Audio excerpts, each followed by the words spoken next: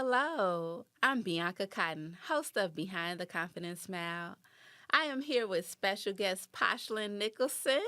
Thank you for being here, Poshlyn. Thank you for having me. My pleasure. We are going to be discussing being a caregiver for a grandparent and everything that comes along with that. Poshlyn, we have had many conversations about you caring for your grandmother. But before we dive into where you are now, let's take it back to childhood. What is one of your most fond memories of your grandmother when you were a child? Wow. Um, I would say when I was a child, my grandmother did things like take us to the dentist, and I would go grocery shopping with her, or we would go to like Old Country Buffet. So I would say, yeah, going to Old Country Buffet and eating all I could eat with my grandmother and a few of my cousins, those would have to be some of my fondest memories. Old Country Buffet used to have some real good food. They did, used to. I can right. So, who raised you growing up? Was it your parents or your grandma?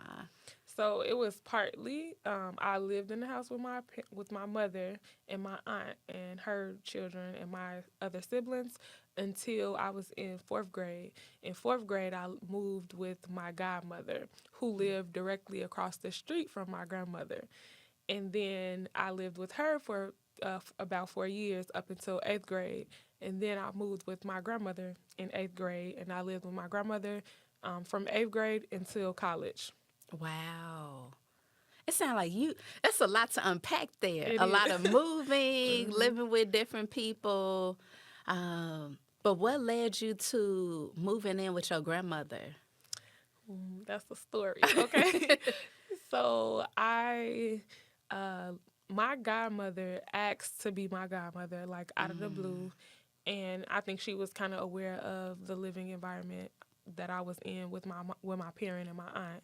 And she just wanted to provide some extra care and support and love. And my mother agreed to it. And she's sort of like a friend of the family. And so I was like, okay. At the time, I was a kid, so I didn't know no better. But I moved in with her, and she had children, but her children lived with their father at the time. And so I lived with her, like I said, until eighth grade. So I was a child when I originally moved in with her. But in eighth grade, I was sort of like a teenager, right? And so the dynamics changed with her job. She started working a job, and she was gone a lot. She lived above her mother, and so I would kind of be mixed in with their family, their entire family. And her mother was taking care of her grandchildren, and so she would be a little more absent, and just a lot of things started to come up. Her children moved back with her, and I didn't have access to her like I originally did. And she was kind of a little unhappy with me as I was growing into a teenager, wanting to do teenage things. And I think that it was a time where I was trying to figure out like my identity, my life, what was going on. And so I rebelled a little bit, and I just resented her. I started to resent her a little bit. And so I wanted to live with my family. And knowing that my grandmother was across the street, and at the time, my younger sibling and my nephew and my cousin, who we all lived in the house with our mother and my aunt originally, they moved in with my grandmother. And so I was like, I think it's time for me to, transition. And so I asked my grandmother, can I come back to stay with her? Or can I come to stay with her? And she welcomed me on. And my godmother just went through some transitions. It started to get a little dark for her in her own life, and I don't really want to talk about what she struggled with, but I don't want to paint her in a negative light. But it was just like she was unavailable for me no longer available really for me. And so I've decided, like, okay, it's time for me to stay with my grandmother. And that's how I got to my grandmother's house. Another story is a little self-disclosure too. My brothers and my nephew and my cousin ended up moving with my grandmother because our house got raided. So my aunt and my mom had a substance abuse issue, and it was pretty bad, and it was continuing. My mother also was a dealer, and so it was a lot happening in that household, and they raided our house twice, and so my grandmother owned the house that we lived in and her own house, and it was around the corner, and so it got to a point where the county let her know that, like, the house would be sold or up for foreclosure if she didn't do something about her children, essentially. Wow. About what was the activity that was going on in the house. And so they ended up going to jail. My mom went to jail, and my aunt went to jail, but she went to rehab shortly after. And so my mom didn't, though. She was just in jail for, like, I want to say a while. And yeah, so that's how we ended up transitioning to my grandmother's care. And my brother and my cousin, they could have been taken into DCFS, but my grandmother stepped in, like, like the grandmamas do. Exactly. Yes. So yeah. Wow. And you're sitting here today, now taking care of your grandmother. Yes. So yeah. I'm sure that's been a whole journey in itself, but what, in 8th grade, like, having the wherewithal to say, can I come live with you? What, 12, 13, 14 years old? When you reflect on that day or that time period in your life, what comes up for you? A lot. I think that I was definitely wanting nurturing and a mother. I wanted somebody to be present, to love on me and care for me. And mine was unavailable. And I have a father who I knew, and I have a lot of siblings. And I also had another godmother who took after me when I was like a baby, but we kind of drifted apart for whatever reason. And I was still close to her family as well. And so I knew that I had all this community around me, but being with my godmother who I was living with, it was kind of like I was disconnected from the larger part of my family.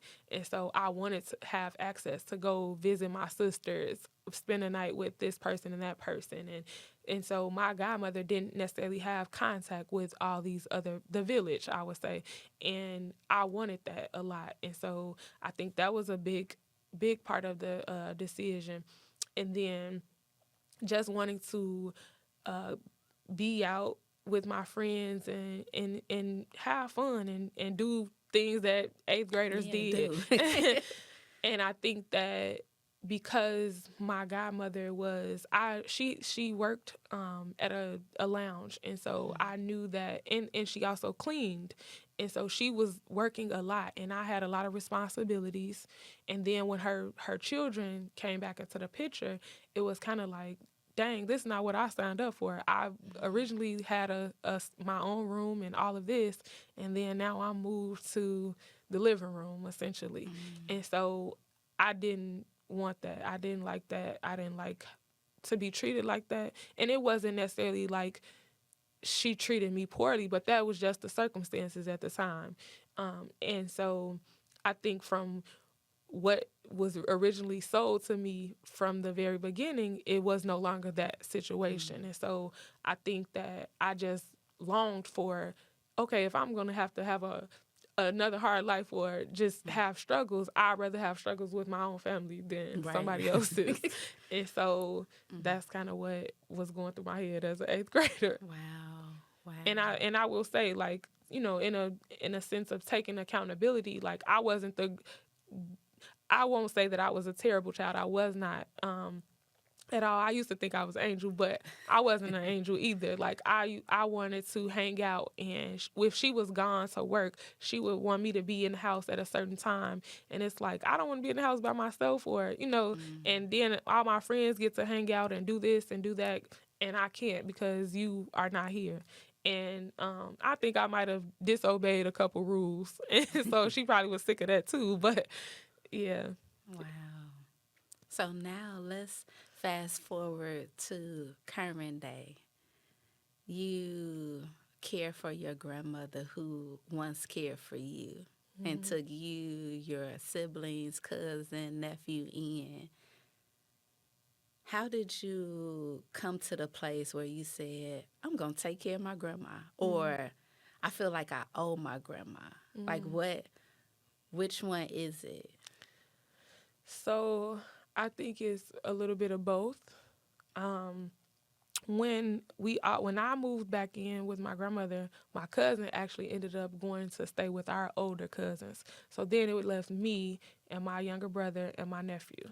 And so my grandmother worked at the post office, and she had to or she was forced into retirement early because she had knee replacement surgeries, and she had both of her knees replaced, and she couldn't go back on the job. But she had already been on the job for 33 years. So, Oh, wow. right, and so it kind of the dynamics where I was like in charge essentially. She was definitely in charge, but I had to do a lot of the responsibilities, the chores and things like that, and trying to look after my siblings, my brother and my nephew, like making sure they get up and they clean up their room and they do their homework and they eat at a certain time and all of those things. And so my grandmother wasn't the nicest all the time either, and due to her circumstances, I think like she didn't necessarily, it wasn't planned for her to be taking care of us.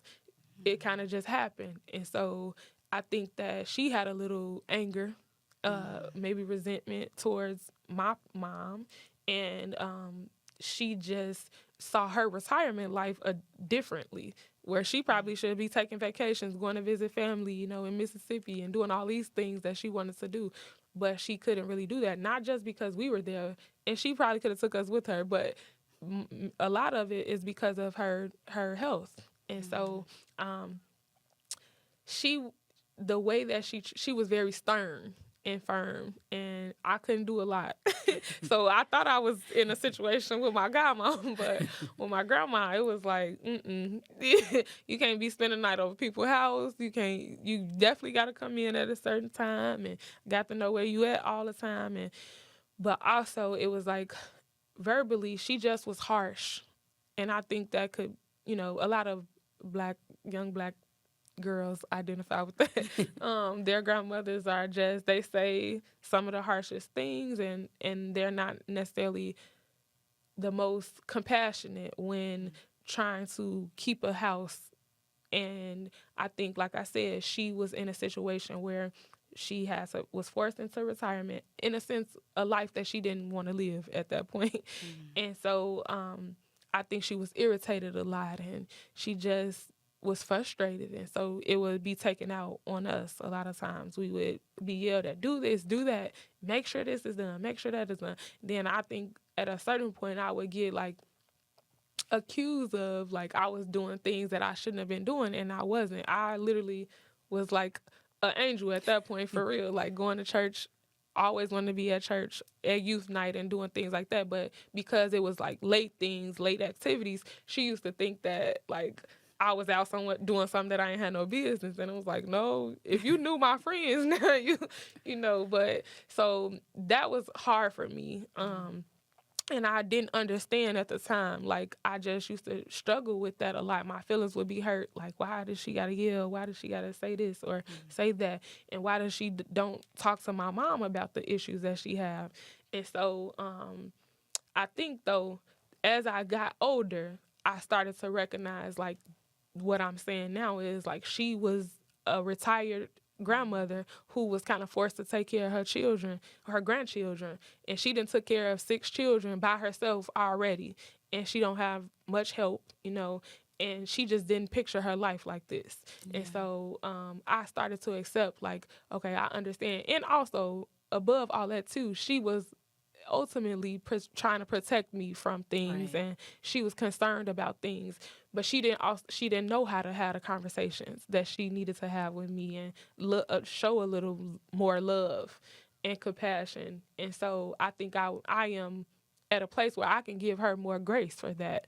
Not to say that it still didn't hurt. Right. And I still don't feel like I should have been yelled at all the time, but I definitely can give her a little more grace, because ultimately, like, we could have been in DCFS or somewhere else, and because of her, we had a roof over our head, and we had food to eat and clothes on our back, and we were taken care of. Right. And so I think when I got to college, my home was her. So I came back to my grandma's house. My mom eventually got out of jail and moved to another state.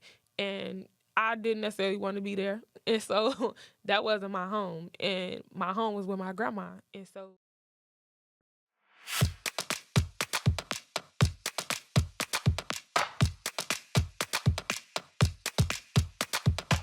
Hi, I'm Corey Timms, host of In My Own Words. Tune in this Friday at 7:30 p.m. on Channel 19 as we hear the personal journeys of some of Chicago's most influential leaders.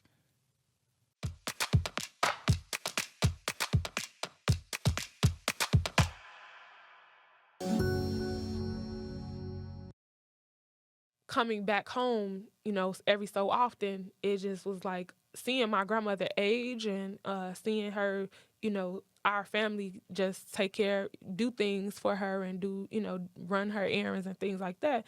My older brother, essentially was that person, that go-to person for her. He was making sure and managing, like, her bank and her accounts and things like that, and paying the bills, and whatever she needed, seeing that she had it. And so my brother did that for probably 10 years, and he put his life on hold a little bit for that, and stayed in the area due to her. And so as I got to my master's, I would come home and see, like, okay, my grandmother is aging. My brother, he's kind of tired. He want to move. He's expressed this to me, but he, is concerned about my grandmother. There's no one else really there that can be there to help her and aid. And so, of course, my younger brother and my nephew, they're grown up. They're older now too, but my nephew went to college, and my brother, he just kind of got a lot of activity going on too.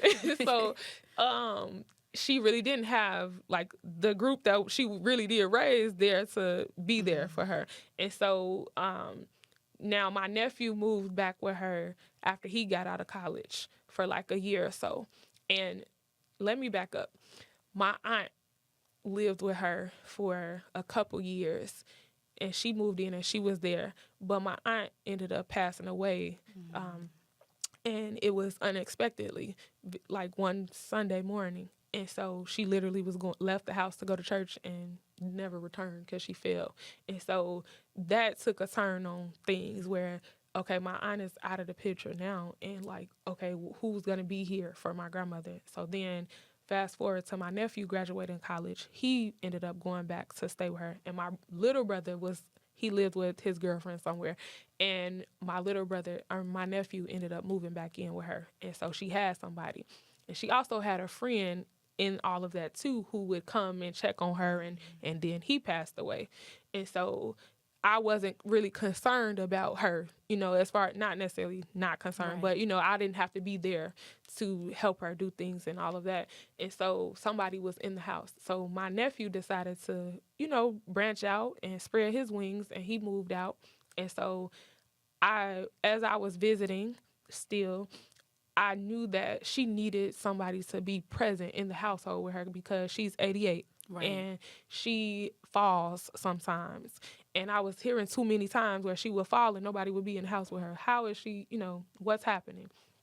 And so I just was really concerned. And I was like, here I am. I'm out of college. I'm working. And I'm in another city that's 2 hours away. But could I be present? What does that look like for me to be here for her? And my brother, he is essentially, my older brother, decided to move away too. He moved to another state, but he would come back and forth as much as he could to be present and get her, the things that she needs and all of that. But excuse me, I then decided like, okay, I think the Lord was just showing me like, okay, you can be present. You are single. You don't have any children. You have your master's degree. You can get a job in Chicago, and you won't really have a problem getting a job. And you might have to sacrifice some things, but you can do it. And so I had to get over myself, and I lived in my own apartment, a nice condo and everything. And it was just like, okay, I can be that person.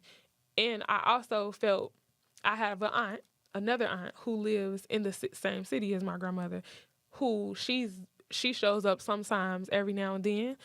She actually lives in the house that we grew up in, my grandmother's house, but she's not consistent. And so that is what like really was like, okay, if they're not going to be present and they right there, close to her, I just need to go. And I kind of do owe her, because she's the reason where I am. And I would say too, when I was in college, my grandmother made sure that I stayed in college financially. It was I was at a place at one point that I needed like $4,000 or something, and my grandmother figured it out.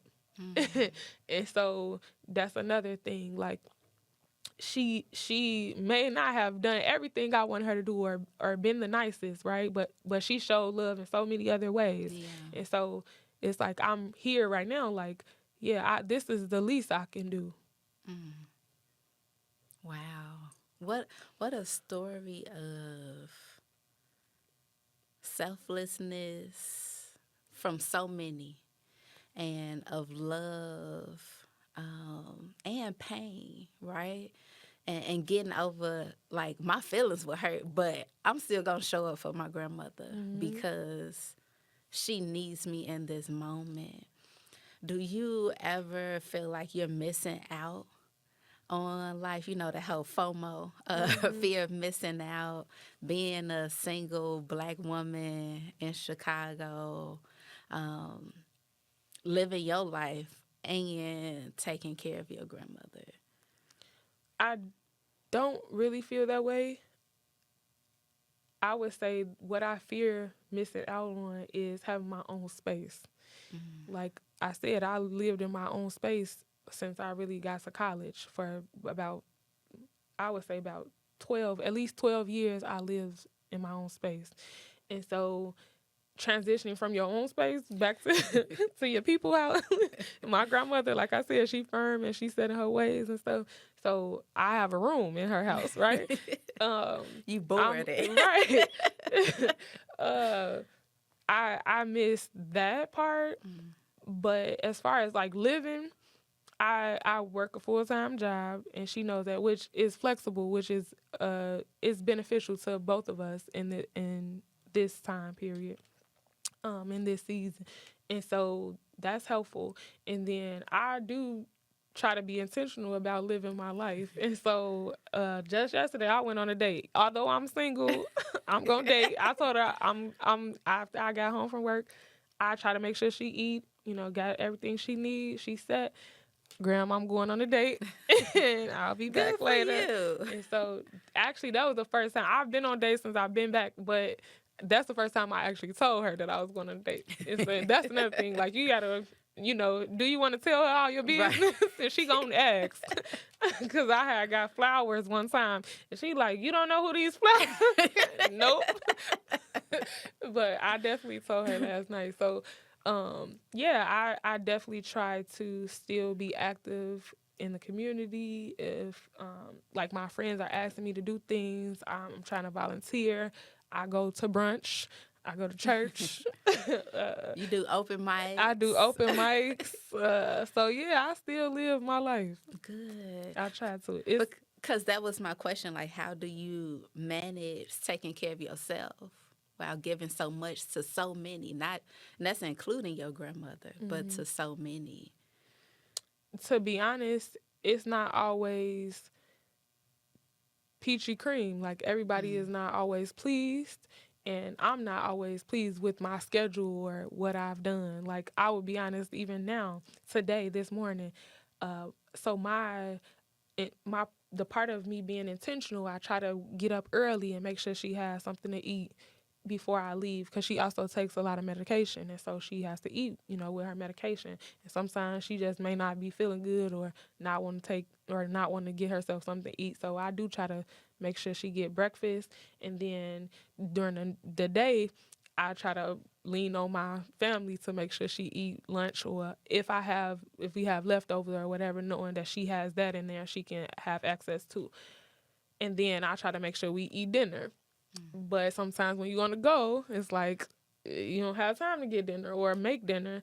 And so we might have to make do, or I might have to call somebody and ask, can you bring her something? And so I would say this morning, I didn't get up early enough to like just make sure she had breakfast, but she was up early before me doing what she do. And so when she's up and moving, I'm like, okay, she can make us some toast and her coffee and all of that. And she'll be good, so I'll get back. And maybe somebody else will stop by in the meantime.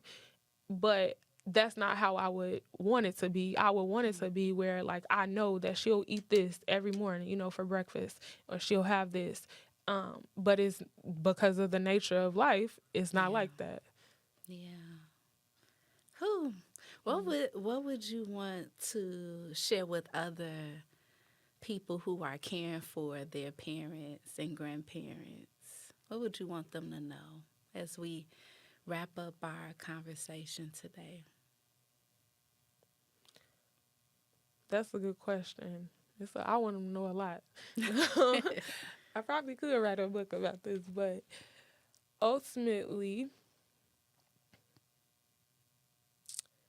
you have to make up in your mind that it's something that you really want to do from your heart, and it can't be impacted by the person you're giving care to or other people and what they do or don't do.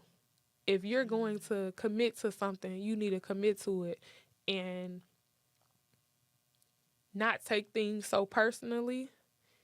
I think sometimes there are times where people say stuff, the person that you're giving care to say stuff that you like, okay, I don't gotta be here. But it's like, you've made up in your mind, like, this is something that I'm gonna do regardless. And so you have to have that, you have to be resolute in your decision and have that resolve. And commit to it and be selfless and do it with love and compassion if you're going to do it. And also take care of yourself. It's going to be hard. It may be hard to balance self-care in life and being a caregiver or taking care of someone else, but you have to fight for having a life outside of that, because no one wants to hear this, but we all will go on transition. And like I said, my grandmother is 88, and so I know that she don't have another 30 years on this earth. And so what happens when she does transition? What is my life going to look like? So my life can't be just my grandmother. And I do want to say that with all due respect to people who do have that, because some people are like just caregivers and that's it, and they struggle with what life looks like after that person has passed on. But they will tell you too, like, you have to fight for having an identity outside of being a caregiver. Posh, thank you. Thank you for sharing, for educating, and for your heart. Thank you for having me and being able to share. My pleasure.